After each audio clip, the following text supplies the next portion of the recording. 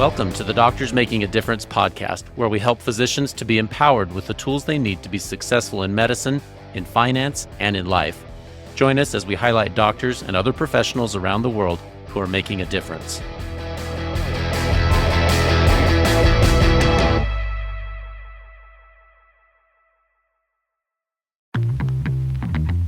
Doctors change lives every day, but what happens when life changes yours? A single injury, a sudden illness, your career, your income, your future can shift in an instant. The best physicians don't just plan for success, they protect it. At Set for Life Insurance, they believe financial security isn't a luxury, it's a necessity. True own occupation disability insurance ensures that no matter what happens, your future stays in your hands. Because protecting your income means protecting everything you've built.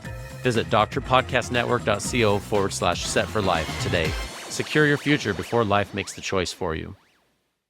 So today we're privileged to have Megan Missanelli here with us. Megan has the interesting background of being the daughter of an OBGYN and chose to become a gynecologist obstetrician herself. And not only that, but she has worked on innovation. She's working on a device to try to improve maternal fetal outcomes. She's worked in rural medicine. She has a wonderful background as a mother and a physician. And I think it's fascinating to hear about Megan's story. So I hope you'll enjoy this as much as I have. So Megan, do you mind introducing yourself to our audience? Yeah, absolutely. Thank you for having me. I'm Megan Missanelli. I'm MD, MPH. I'm an OBGYN down in Fairhope, Alabama, which is near Mobile. It's on the Gulf Coast. And I've been in private practice now for 6 years. And like you said, I am a second generation OBGYN. My dad was an OBGYN for decades. I think he says he delivered tens of thousands of babies. I don't really know how many. And yeah, I did follow in the footsteps. It's interesting. I don't know that he had a lot of influence over it other than the fact that genetically speaking, the apple doesn't fall far. Turns out you have very similar interests to the people in your family and not necessarily because they push you into that field.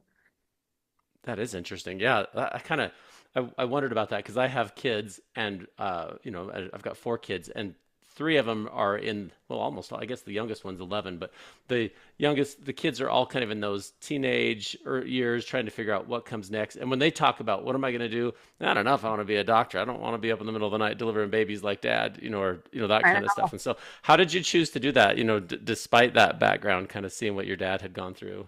Um, to be fair, he wasn't around a lot, and my mom mostly raised us because my parents split up when I was young. But he was always a doctor in my head. Like he was never, it was more like his career was first and his identity. And when I was going through school when I was younger, I really struggled to figure out what I wanted to do because I was a very well-rounded kid. I was in sports, I was in musical theater, I was a good student. So I really had the world at my fingertips. I could have chosen to do anything, and I did have a lot of varying interests. So then when I ultimately went to college, I was motivated to go to the school that I went to, which was a small liberal arts school in Alabama, Birmingham Southern, because I got a scholarship.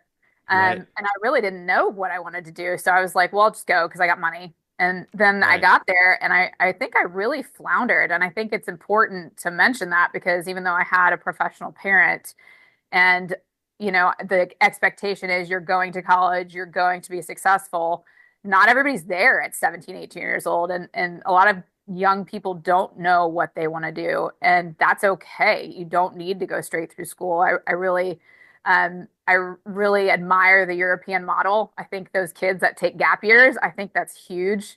They encourage young people to go and work abroad or volunteer abroad. And I think at the end of the day, if I had done something like that, I probably would have gotten through school a lot sooner. But I ended up going to Birmingham Southern and I did not do well. And I made a decision to take a step back and take a year off and move across the country to California, where I lived as a kid, just so I could get my feet back under me. And I worked for a year and established residency in the state of California so that I could get in-state tuition and go back to school. And I think like what you realize when you're not in school for the first time in your entire life is I actually missed it quite a bit. It was like the first time in my life I wasn't doing math, and I like did really well in math and science all the time throughout school. And it was like the first time in my life I didn't have homework and I wasn't like studying. And I was like, oh God, I really feel like I'm going to That's mush. I need to get interesting back that in school. interesting that you missed homework. I did. It was weird. I was like, you get so used when you're doing calculus, you have to go home and like do all the work at home. And I was like, oh my God, I'm not doing math for the first time in my life. This is very strange. But I really commend California is a really great place to get an education. I have to say, I ended up doing the community college guaranteed admissions program. And I don't know if a lot of people are familiar with that, but I think it's a model that a lot of other states try to follow. They have a program where if you go to the community college consortium system and you maintain a certain GPA, you get guaranteed admissions to the school of your choice, either a UC school or a Cal State school. And I chose the UC system. And I got into several of the UC schools, but I ultimately chose to go to UC San Diego. And that's where I graduated from with my bachelor's of science in human biology. That's cool. Well, and it once you kind of figured out what you wanted to do, obviously you were interested in science. Did you major in a science or Yeah, math? I did human biology. And then I think part of it was like, I moved to California because again, I had a lot of different interests and I was like, I really don't know what I want to do. But then when I got into UC San Diego, if you know anything about that school, it is a phenomenal science school. Like I think 30% of the student body is pre-med, um, if not more. And they have so much basic science, hard science, like you can work in a lab, you can do tons of research while you're doing undergraduate. They really encourage that. So when I got there and I was like, well, I don't know, do I want to do this major, this major? When you see all these people around you that are just so inspiring, like my chemistry professor won a Nobel Prize while I was in his class. Oh, how It cool. was just so cool. Yeah, so you get really inspired by all these innovators around you and like really intelligent people. And then that's ultimately, I was like, this is dumb. If I go to this school, I need to get a degree in a hard science because it will be a complete waste of my money if I don't. So then that's when I did human biology. And I really didn't, going through that, I didn't want to go to medical school. I think part of it, like we talk about with having a parent that is in medicine, especially OB/GYN, it is a little discouraging because you do see the lifestyle and how hard of a time they have with the lifestyle, but also the impact it has on their family. And when I was, you know, going through school, there was a class that I took that was really transformative for me. And it was by a professor named Dr. Gus. She was at UCSD. She was really inspiring, but it was a half virology, half sociology class. And it was about the HIV epidemic, the AIDS epidemic. And it was just eye-opening. And I realized all these people that were working in that field and doing, I was really interested in sociology and population health and global health. They were all masters in public health. So I was like, I think I want to do this first. And I want to know if this is where I want to go. So then I decided to go to grad school before I even decided to go to medical school because I was more interested again in population health. And I was like, I want to work for the WHO. I want to work for the CDC. So then I ended up in grad school at UAB for a master's in public health, and like more than half of the students I was in grad school with, they were doing an MD, MPH combined degree. Oh, interesting. So yeah, and then you're like, okay, well, then to really have an impact, you have to have the MD too. So then I finished my MPH and then did my MD. So I did a little bit backwards. But again, I think it's just because it's hard when you have a parent, you see them struggling with their personal and professional life, like you like don't want to make the same mistakes. So I was like, I really dragged my feet deciding to go to medical school. But then like again, we say the genetics of it, like I found my interests to be very similar and I found my niche really in women's health. And I was interested in women's population health and global health and improving outcomes for moms and babies. And it's all things he was interested in. And we just arrived at it independently. Huh. That's interesting. Well, we all go on this path, and when you go to, I mean, the whole point of going to college is to explore a bunch of stuff, and not a lot of people don't end up where they thought they were going to because they go there and they have this experience where you take a class and you're like, oh my goodness, that's the Yeah. coolest thing I've ever studied, and then you find something. So, with you went into the same specialty as your dad, but I'm interested to see how that was. Again, you kind of took this circuitous route that maybe not straightforward. Did you find that it was kind of what you had hoped once you got there, or how did that experience go?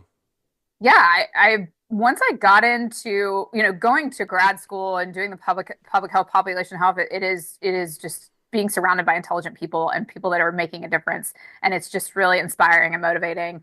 And then getting into medical school, I'll be honest, I hated the first 2 years of medical school. I know a lot of kids are like, I love med school. I hated the classroom work. Like gross anatomy was great, but then I really thrived as a medical student in third and fourth year when you get to your clinical rotations. And I realized really quickly I only wanted to work with female patients. It happened really early in my third and fourth year. It really might have happened like first and second year. But, third and fourth year is the practical application of your knowledge. And I am just a much more practical person. So I think if I can confer any advice to people coming up, it's not necessarily how smart you are. Like I was a pretty middle of the road medical student, especially in the classroom. I thrived when I got to be hands-on with patients. You have to be able to have conversations with human beings. Like you have to go out into the world and be able to talk to people from all walks of life. And sometimes these young kids, when they go straight through, they've never worked a job. I encourage kids to work retail. Like you need to work in the service industry or retail industry. You need to do something when you're interacting with the general population because you have to be able to talk to humans and when you get into the clinical exam room with them. So yeah, like third and fourth year is really where you start to take off and you refine your knowledge and you figure out where you want to be.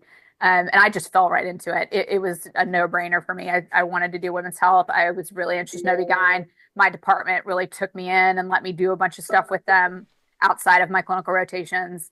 And then I ended up staying there for my residency too. So my medical school I did at University of South Alabama, and then I stayed there for my residency training. So did you, when you did residency at the end of that, you're in Alabama. You stayed in the state, which is a wonderful tribute to the residency program that they were able to keep you in the state and all that kind of stuff. But do you still do the stuff with public health? Have you done any of your international stuff? Or Yeah. careers come in chapters. But I was wondering if you had already played that card or if that's a future chapter. No, I think it's a future chapter. But what's really interesting is part of my public health education, you talk about the lack of resources in other countries, the both financial, physical, labor, and you look around South Alabama, and it's no different than a third world country in a lot of places. And I realized that really quickly. I was like, wait a minute now.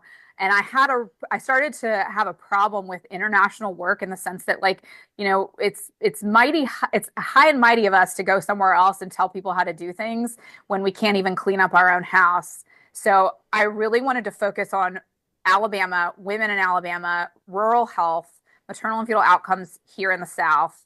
And I knew I would have a better impact here locally. And then, yes, maybe down the road, do more international work. And that's definitely something I want to work towards. But again, it was more about looking around me and realizing that there's a lot that needs to be done here first. So I work in a rural county. I'm in a larger area in a rural county, but we're the largest county in the state of Alabama. And we draw like 150, 300 miles away in some cases. We have some women that are traveling that far just for their obstetric care. We talked about earlier the story you had about somebody having to travel that far to get delivered. And like I do the same thing. I have to tell some of my patients, you need to come close to the hospital and you need to stay for the next week because your cervix is changing. I'm concerned you're going to go into labor. We need you closer to the hospital. So like these people need resources. They have to have somewhere local to stay. They need either a hotel room or like family close by. So yeah, the public health side of me just realized very quickly, like the Southeast needs some help and we need to stay here and help. And you're in Idaho, so you understand this. Like rural states just need doctors that are willing to stick around and do the work that needs to be done. Well, and when you look at the United States, we have these big urban centers, in different places, and a lot of people live there, and they get a lot of news attention, and a lot of the medical studies are done in those places where there's a population concentration. But the landmass of the United States is huge, and most of people or most of our landmass is rural, and all the places that people enjoy going on vacation or you go travel, there's people who live there. And they may not have access to the services. So, I can totally relate, Megan. We live in this rural area. And like the story you referenced, a poor patient of mine that was traveling from out of town had her water break. And instead of being here for a kind of a scheduled, she was going to do a scheduled C-section, she ended up doing a VBAC at a little remote urgent hospital that had no physicians. It was just a PA, Hmm. and it was in the middle of the night in the snowstorm, and it was this crazy story. And thankfully, everything turned out okay. But it's a story that is reflective of rural America, and there are kind of these OBGYN deserts, so to speak, Hmm. where people don't have. I'm a family doctor, would deliver babies, but even among family doctors, it's a small little group of people that actually deliver obstetrics. And gynecologists, a lot of people leave the OB side of it and just do GYN. I feel like it's a shrinking pool of people that can do obstetrics, and then the number of people can do surgical obstetrics. How many hospitals still do that? Because a lot of hospitals have stopped doing obstetrics because of some of these factors. Yet if we all do that, we leave our poor patients. We go back, we rewind the clock 150 years, and we go back to the same kind of outcomes people were getting in the early 1900s, and it's terrible.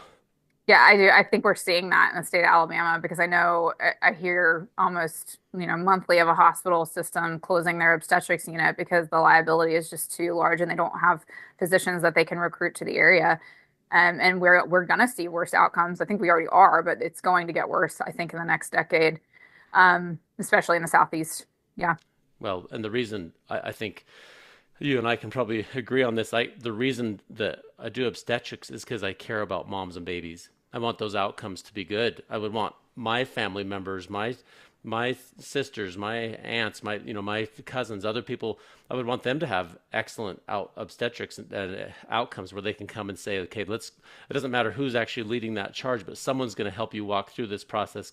Because having a baby is a normal, healthy thing for an adult woman to do, but there are so many things that could happen along the way that lead to bad outcomes, and we know what works. And so it's disappointing to see how we've kind of removed OB from everybody else. Like, oh, that's a different risk category, so we're putting people at a higher insurance rate, Mhm. or we're taking it out of mainstream medicine. Only certain hospitals deliver babies, and like, goodness gracious, people have been having babies for thousands and thousands of years.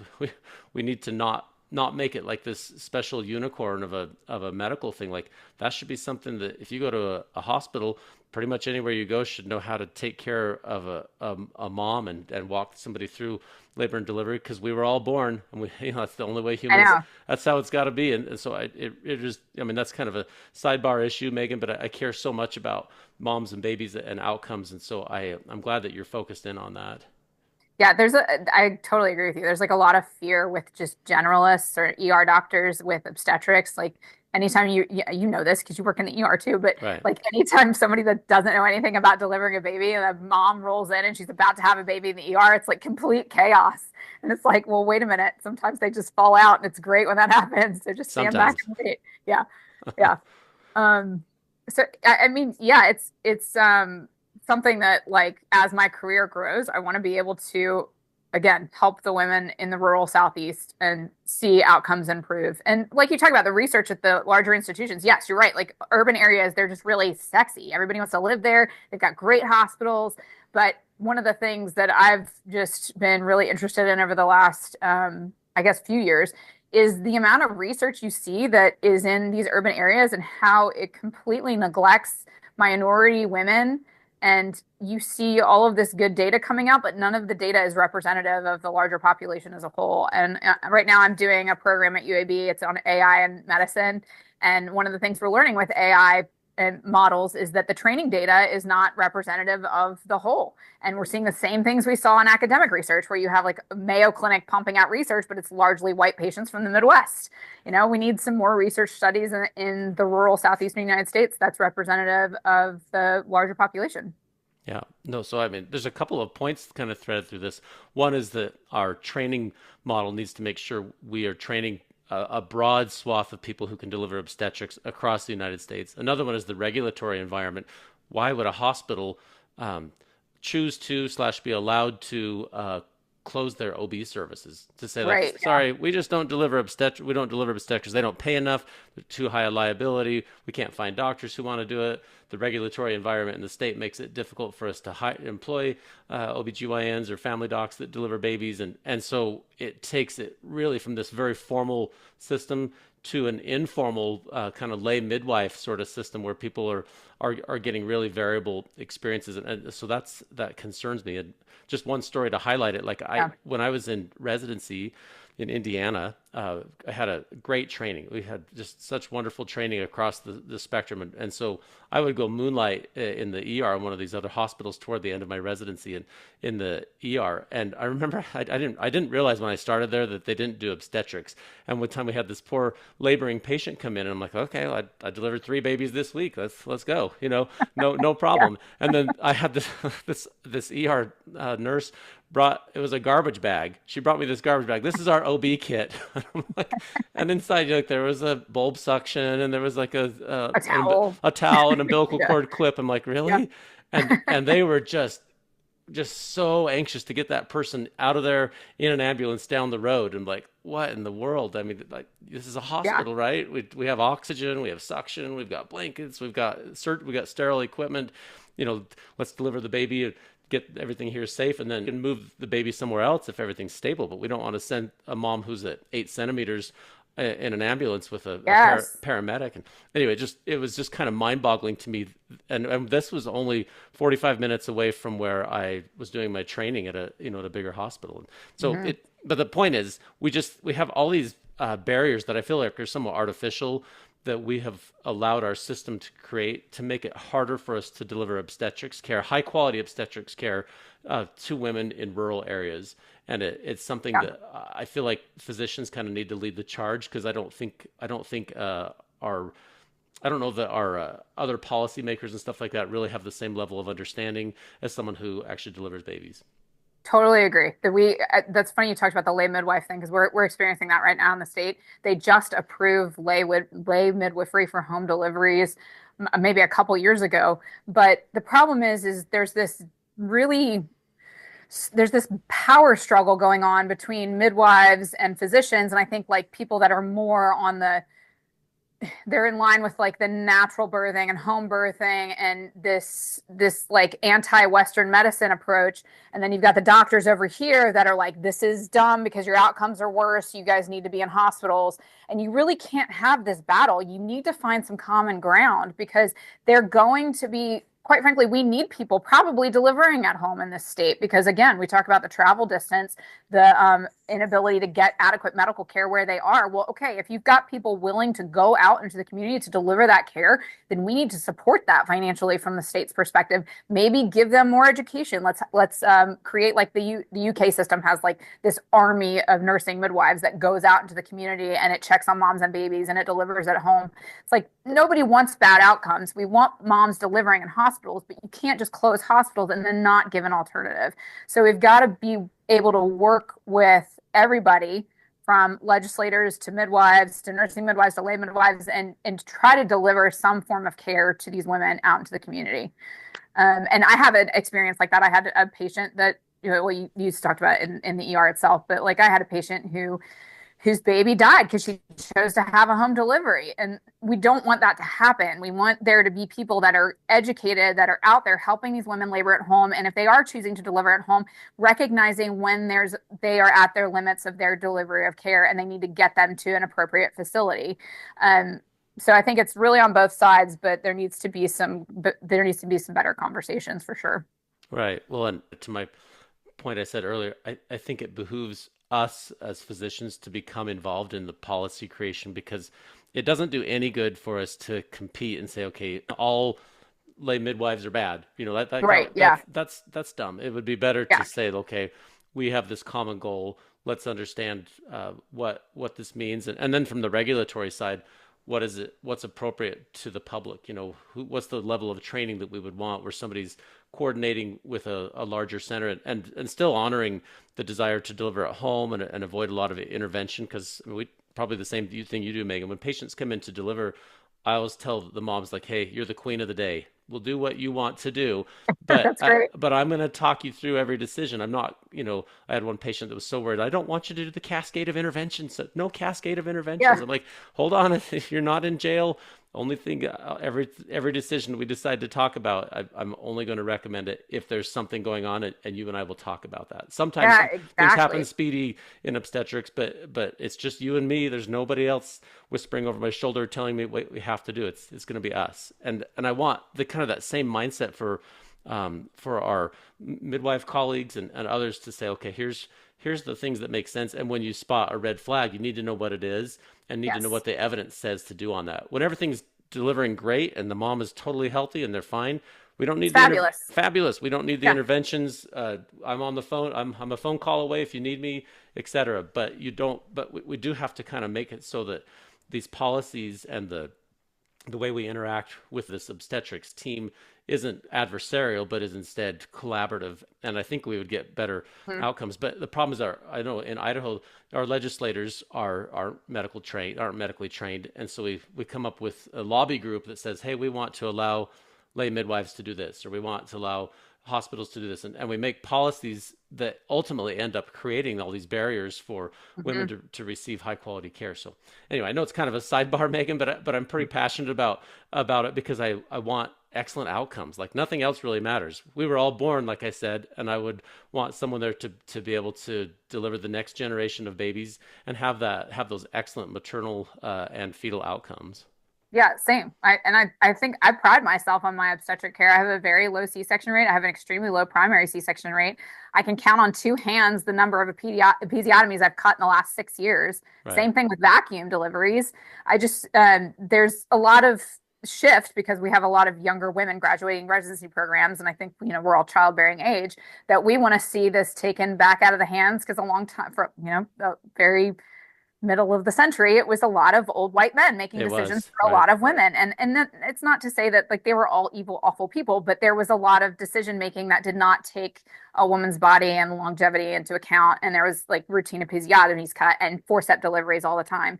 And now things have shifted and we are more hands off and we are more interested in low risk deliveries and what can we do to like make this a better experience for moms overall. And I tell my patients all the time, I'm like, you can do whatever you want. I just need an IV. That's it. I just Right. need IV access, and you can roll around on the ball. You can get in the shower. We don't have You can tell them my queen of the day thing. You're the queen of the day. Whatever you want. yeah.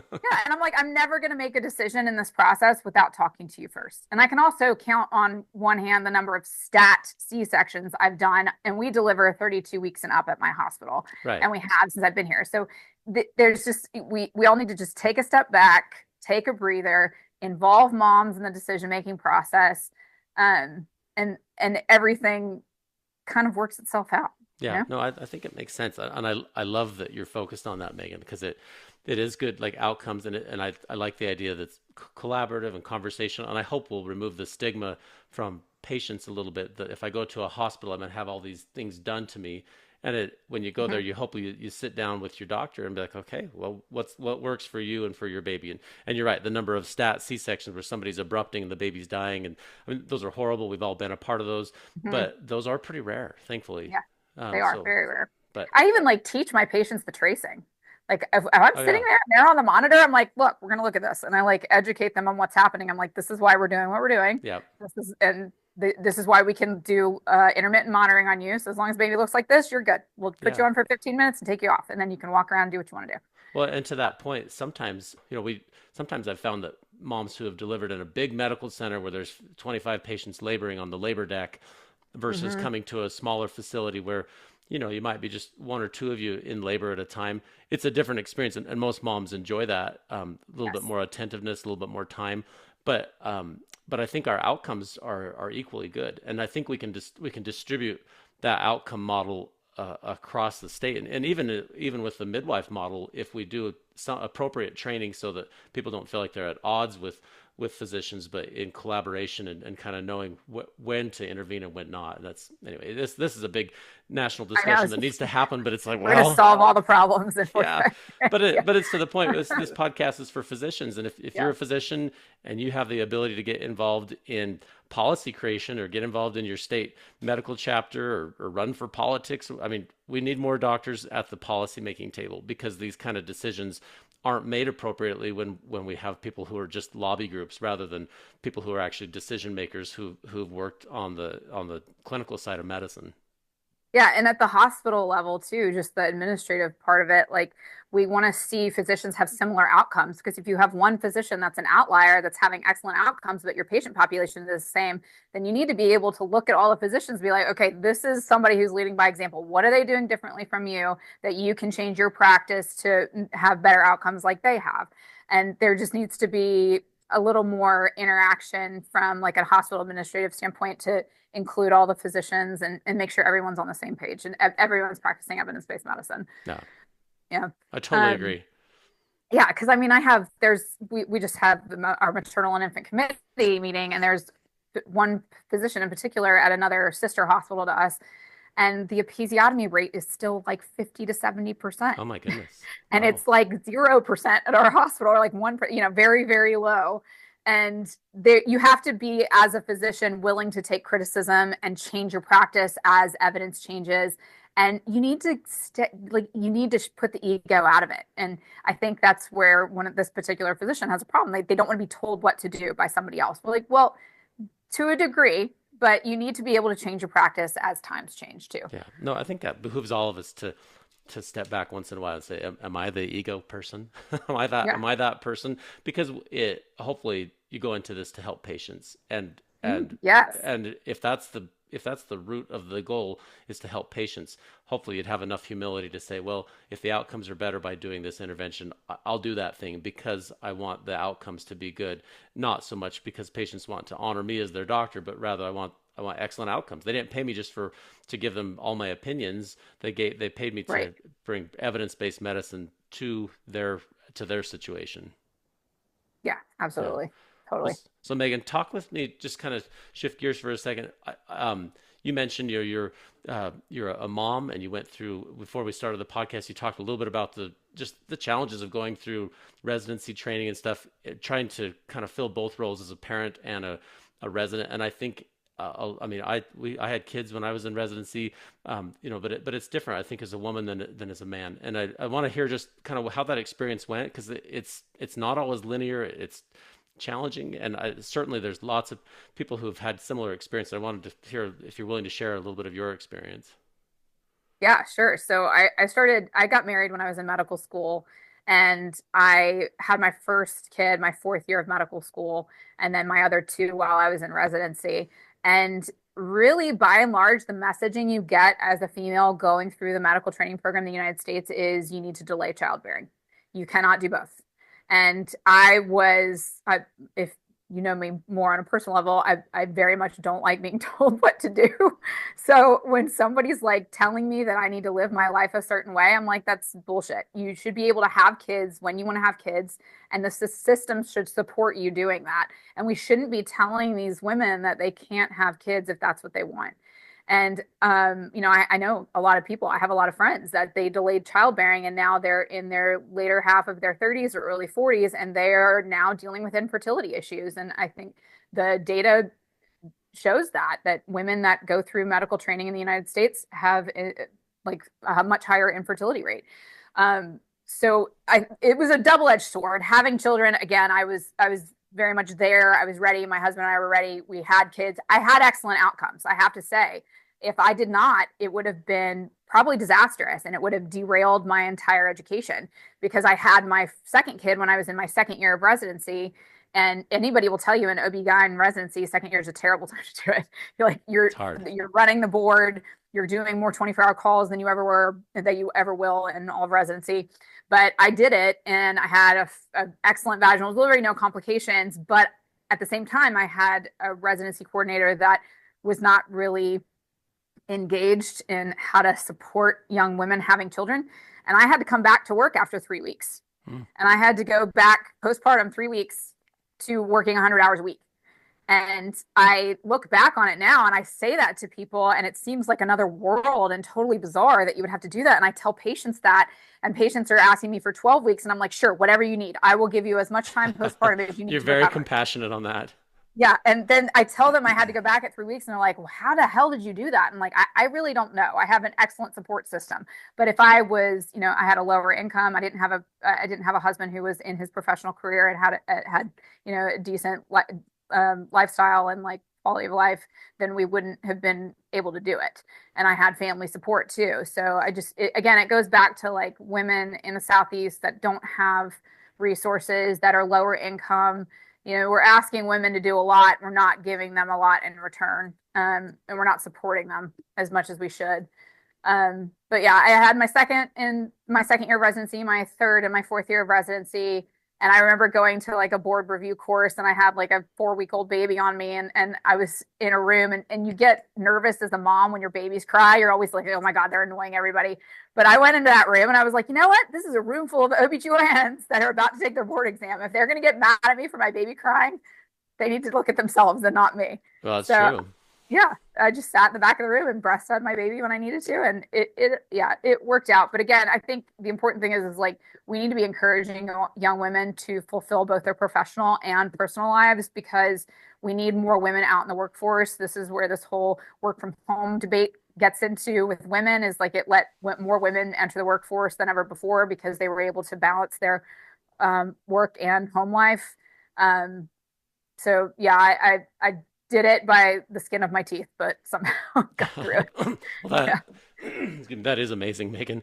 So if you were a residency director now, or if you have that opportunity later, how would you do that? If you, because again, Yeah. about 50% of docs are men and women, and so, and of course, Yeah. like, I think it's dumb when we tell people like, sorry, you have to delay your childbearing for 10 years, but we don't know what your health is going to be like. We don't know what your Right. fertility is going to be like.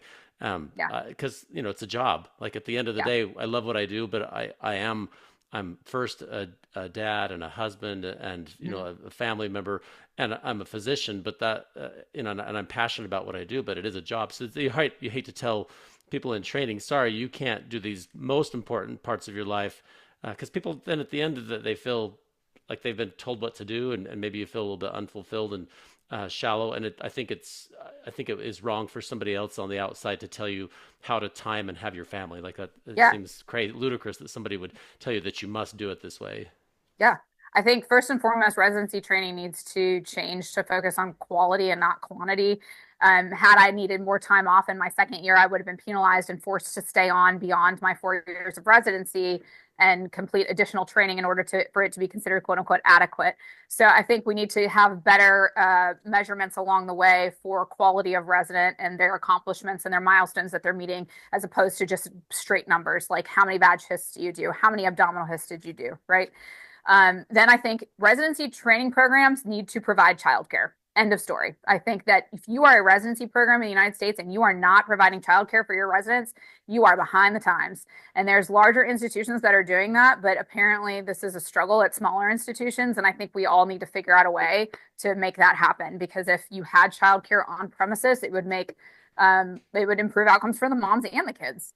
And then I think, again, allowing for more time off. If I was a coordinator, I would absolutely support my residents in taking the time off that they needed to be adequate to be able to bond with their baby, to arrange for childcare if they needed to, just supporting everybody every step of the way and not ever getting in their way to achieve their goals. I think those are small changes that need to be made across the board for residency training in the United States for sure. Uh, so if somebody I don't know if there is a method, is there a way where someone says, look, I needed to be off because especially if somebody had kind of a complicated course Hmm. and they needed to be off for 6 months. I'm not sure how the regulations work at this point. Would somebody be able to supplant those 6 months or a year, or whatever it takes, and add the extra time at the end of their current residency, or do they? How does that work at this point? I think it's not very clear. So in my case, I would have had to add it on, but I would have probably had to complete an additional year because then I would have had to wait until the next seating for the board exam. So you end up staying on for an additional 12 months just because you have to sit for the board exam. Or, yeah, there's some sort of hybrid where you would end up staying on for additional training. And then once you were finished with that training for 3 to 6 months or whatever it was, then you could be hired on in more of an employee role as opposed to a residency employee role. Um, but by and large, it would have just been extra time and you wouldn't have been able to go out and start your practice or get your job where you wanted to get it. Um, so yeah. Yeah, I think when I've talked to other people about it, it seems like the the goal would be adaptability to say like, okay, Yes. this let's just make it work for you, and perhaps that means time off or some more breaks during the middle of it, and perhaps that Yes. means the ability to add time at the end or to replace that training, because I don't want to have somebody come out of training and say, well, they missed a year of training because of family concerns, but we're still going to pass them. You want to say, okay, Right. we've met the quality parameters, we've met the numbers and the time parameters, but but we didn't make them wait a whole extra year. They had to add 6 weeks, but we were still able to get them on, or they Right. had to add 6 months, but they otherwise their life wasn't delayed by a whole year. So, but it, right, there's kind of some inflexibility on board timing, and all these Hmm. everything's kind of set up in a July 1st start model for residents, and Right. it's hard to adapt when in our current setting where you have people that are off track or a little bit out of cycle, because there's just not much flexibility. And so it would be nice to have the idea that we're going to make this work rather than you need to work around us. Yeah, and I think again that's where the focus needs to shift from quantity to quality. Like somebody may finish and have all their numbers, but they're a terrible surgeon. But Right. nobody along the way corrects their surgical skills because we're focused on them just getting their numbers. And same thing, like if your quality of your surgery is excellent, just because you didn't achieve the, number of vag his, I feel confident after seeing the ones that you did that you are capable of doing this going forward. That kind of Yeah. thing. Well, and like we hinted at earlier, all of us need to be humble enough to be lifelong learners. I think about how much I've been here for 14 years in my little practice, and I think about what I knew at the end of residency and all that, and I I think I knew more. I think I thought I knew more than I did, and then after you get humbled, after you do it for Yeah. a few times, you're like, man, that was hard, and Yeah. and you work and you get humbled, and then you realize you didn't know what you didn't know. And it's Yep. not that I had an inadequate residency. It was a wonderful residency, but there's Yeah. only so much you can learn in residency, and you have to Yeah. do the numbers, Absolutely. and you have to have the confidence to say, okay, I'm at a good level on this, but I'm going to continue to be a lifelong learner, be humble enough to take direction, and I'll get better and learn from my colleagues, and I think we all need a healthy dose of imposter syndrome. Like if yeah, you go through life and you don't have a little bit of imposter syndrome, then something's wrong. no Because doubt. I feel like I'm the dumbest person in the room. I never ask questions, so I'm like, oh my God, somebody's going to be like, why the hell are you asking that question? Like you need a little bit of that every single day of your life because then it makes you, it just, yeah, you're right. It keeps you humble. It's good for us. Uh, Yeah. well, I do want to talk about this. So you have not only been engaged in like the patient care part of it and trying to deliver care to this rural area, but you we talked earlier, and you've been engaged in also trying to help improve fetal outcomes, and I want to hear about that project. Regarding fetal Yeah. monitoring, and you said it was a project your dad had worked on a little bit, and now you're into it. So Yeah. I'd really like to hear a little bit about that. Tell us what Yeah, it's. so my dad has been working on some iteration of a fetal pulse oximeter for the better part of my life. And he has thus far been unsuccessful. I think there's various reasons for that. But bottom line is, we only have one way right now to monitor a baby and the well being of the baby during labor, and that's the fetal heart rate. This was heralded in the 1960s when it was brought to widespread practice that it was going to eliminate cerebral palsy. Okay, well, we're going to know what the heart rate of the baby is, and then we're going to know when the baby's in distress, we're going to be able to intervene, and we're going to completely eliminate cerebral palsy.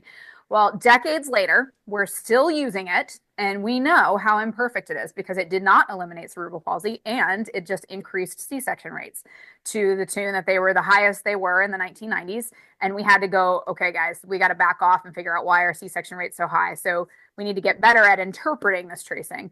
Well, we're still not great at it. If you have taken the OBGYN board exam, the ABOG board exam, how you study for this is you learn category one, which is associated with normal fetal acid-base status, and you learn category three, which is associated with abnormal acid-base status. And then there's just all of this junk in between, and it goes into category two. Right. And you can have all of these adults in the room. You've got the mom, you've got the nurses in the room, you've got the doctor in the room, and all of these adult humans, you can get all of this vital sign information on, including their pulse ox, their heart rate, their respiratory rate, their blood pressure, their temperature. And right now, we're still using, decades later, just one variable to objectively determine what's going on with the baby. So, again, my dad has been working on some sort of device to look at the pulse oximetry of the baby while the baby's in labor. So, what's the oxygen status of the baby? And we have had the concept for a long time, and there was a device that was invented in the early 2000s, or late 90s, and it was the first fetal pulse ox. And it was a device that was very bulky. It had to be placed on the fetal cheek. It was difficult to place for one. It could only be done by trained physicians. And then they had outcomes that were not great. They were looking specifically at the primary outcome of let's fix the C-section rate because in the 90s, the C-section rate was so high. Okay, well, let's get more information. Let's try to drive the C-section rate down. So the initial study for the device did show that it improved outcomes in terms of determining a C-section for the fetal status, but it ended up increasing C-section rate for what they called at the time dystocia, which was basically failure to progress. But then there was debate about whether it was failure to progress because the device was so bulky, or was it because we were using a different definition of labor? Back then, we were using the Friedman labor curve still. Now Right. we're using the Zane curve. So 6 centimeters is considered active. We're giving first-time moms a lot longer in labor to get to that 6 centimeter inflection point. Um, so yeah, it's finally at the point where the device concept is in lockstep with technology. And the first iteration that we've been working on for the most recent one that we've been working on for the last few years is an intermittent device that uses reflective technology to determine the fetal oxygenation when you put it on the baby's scalp. You only need 1 centimeter of dilation. And we have been battling the FDA. The FDA it's been difficult to navigate this with them. They have determined that anything that is used in labor and delivery is going to be class 3. So it puts you down a different regulatory pathway that is just much more difficult. And that's really where that one got hung up. So now, over the past 6 months, we have a new device that we're developing that would actually use existing technology, which is the fetal scalp electrode. So instead of being an intermittent device, it's a continuous device. And it would still use light reflective technology to determine the oxygen status of the baby while the baby's in labor. So the point is we need to do something else. We're stuck where we are. We need to invent, and we need to try to create and do something different in labor to get more vital sign information on the baby to help us make better decisions. And that's where it gets really kind of dicey with the FDA because this focus of the NIH is improving maternal and fetal outcomes. Well, we're trying to invent and we're trying to create, and we want your help in creating these things to get more information. If at the end of the day we don't have any improvement, then we don't, but we need to try. And that's the point. And so that's where we are. My business partner, Kirk, and I, we've created this device. We just started this company within the last 3 to 4 months, and we are now in the early stages of fundraising. And then we'll get to manufacturing and hopefully get to a feasibility study with the FDA. And we're developing our scientific advisory board. We've got a couple of awesome maternal and fetal medicine specialists that are contributing to that. So we're pretty excited about it. No, it's like it has the potential to really help. And like you said, if I on my non-OB, if I had to rely just on heart rate on my ICU patients, my hospitalized patients, it would be hard to make proper choices. Like, well, I don't know what their oxygen level is. You can kind of Yeah. you can say it based on their heart rate, and certainly for people in sepsis, fast heart rate is an indicator that could be going on. But it's one of multiple parameters we use. So it would be wonderful to have more data. What's on a normalized pulse oximetry reading for a baby, and something that is minimally invasive. We know fetal scalp electrodes have been used forever successfully. So if there's something that was that minimal of an invasion, to the baby that could really give us that kind of data, especially on a high risk delivery, Yes. that would be wonderful to have.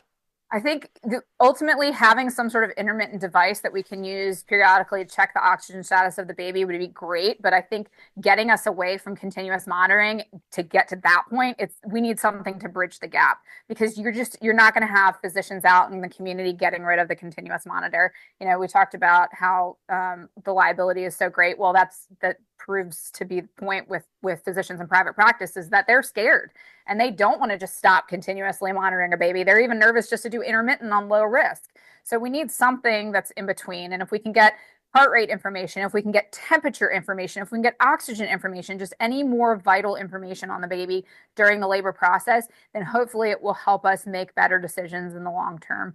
And I think, when this would be really useful is like we talk about getting out into the community, getting more tools to midwives, nursing midwives, lay midwives, anybody. If we're gonna get home monitoring things to patients so that they can give us stuff like wearables at home, like these are tools that, yes, hopefully in the long run can help us improve outcomes for moms in the communities because we'll have more vital information from them at home.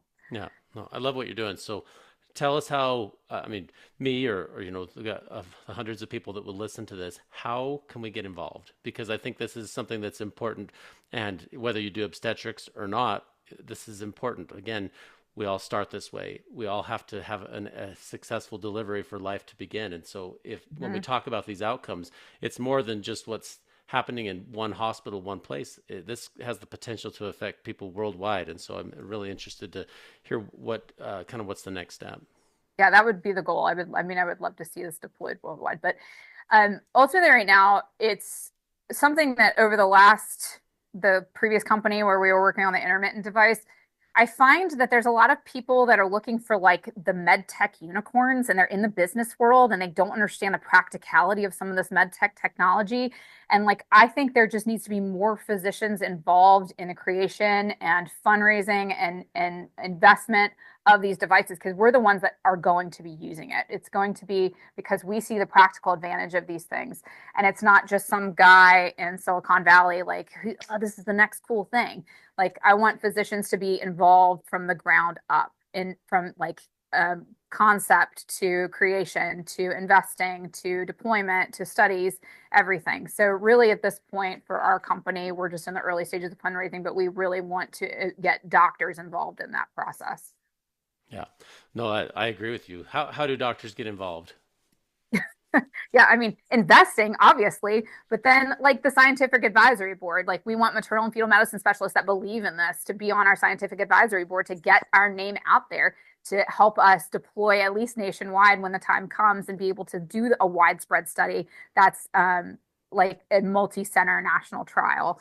But really just investing, we want to get like a community of doctors involved from the ground floor investing their money in this so that they will see the outcomes both monetarily but also from a clinical standpoint. And long term, we see improvement in maternal and fetal outcomes. Yeah. Well, yeah. So if somebody wants to invest with you or get involved in this, how do they get a hold of you? What's the best way? I guess you can just email me or call me. I have all my information. I can give it to you. Obviously, you have it, so we can put it up on the website or wherever you Yeah, want I to put can it. put it in the show notes. I just want to Yeah. highlight it a little bit. LinkedIn So, too. LinkedIn's a great place to get in touch with me. okay. I'm going to ACOG in May, so I'll be there talking to people. I have a couple of grant opportunities coming up. Again, this is where I think like NIH grant money. We've talked about before how what's going to happen right now with the way things are being defunded, but like the NIH grants for maternal and fetal medicine, like this is a huge point for them over the next decade. Is they want to see improved outcomes. So like we're chasing down some grant money. And then some private grant money too that's like some smaller groups, but yeah, I think ultimately just get in touch with me through Yeah. email or Yeah, so yeah. I'll put some of that information, contact information for Megan in the show notes, especially like, LinkedIn's a good way to get all of us as professionals connected. Hmm. But I think we have to start somewhere, and there's Yes. doctors. There's just really only so many doctors that are working on this. And Megan, I think it's cool that you're right at the ground level, and it's also kind of neat that you have this legacy of working with your dad a little bit. He's been working on the same technology, and worldwide, this would be a wonderful tool, especially for, like I say, for high risk pregnancies. The ability to just have more reliable data. We don't want to do things that are going to make us have a higher C-section rate or put us at additional liability or all these other practical considerations. But the ability to have better outcomes is Hmm. crucial. Yeah, internationally speaking, we did a small study in Nairobi, and what's important in those international settings, and even like in low resource settings in the United States, is yes, low resources. So you need to be able to judiciously use your resources and not just call a C-section and use all your tools that you have in your hospital because you have limited tools.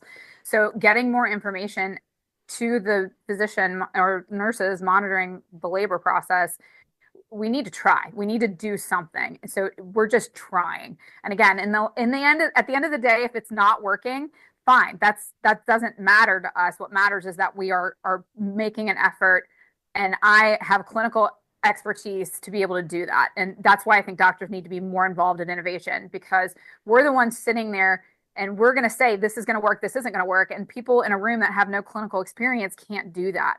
So doctors need to be, and I felt like we talk about imposter syndrome. I definitely felt like I'm not a business person. I'm not in the business world, but I've learned so much over the last few years doing this. And I'm like, well, wait a minute now. I do actually have a lot of good things to say about this stuff. And I can bring some innovation to the table that other people can't because I'm doing it day in and day out. So that's it. I just encourage other doctors to do the same. Like think about problems that you can solve in your own practice and connect with the people that can help you solve them. Oh, that's such good advice, Megan. I appreciate it. Well, do you have any other parting words? Because I feel like this has been a fun thing to kind of walk through your journey and hear about your innovation and talk about kind of all the things we can get involved in as doctors. And I've really enjoyed it. I just wonder if there's any other things you would want our audience to know. I don't think so. Just if you're not on the path that everyone else has followed, it doesn't mean it's the wrong path. It's the right one for you. So it took me a while to get where I am, and I'm kind of all over the place, but it's working for me and it's working for my family. So just do what you feel compelled to do and be driven to succeed and don't listen to the outside noise. Yeah, great words to end on. And I think that just to reflect on that for a second, you have a very powerful voice as a physician. Everybody that has gone So through do that, you. right?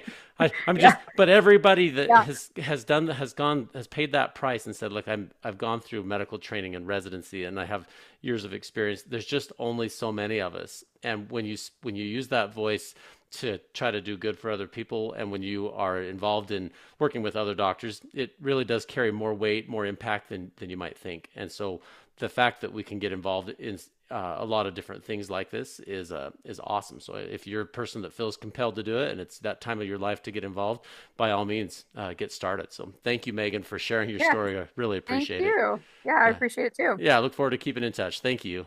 Yes, thanks. Thanks for tuning into the Doctors Making a Difference podcast. And thank you for what you do to help your patients and your community. Your work truly helps so many people.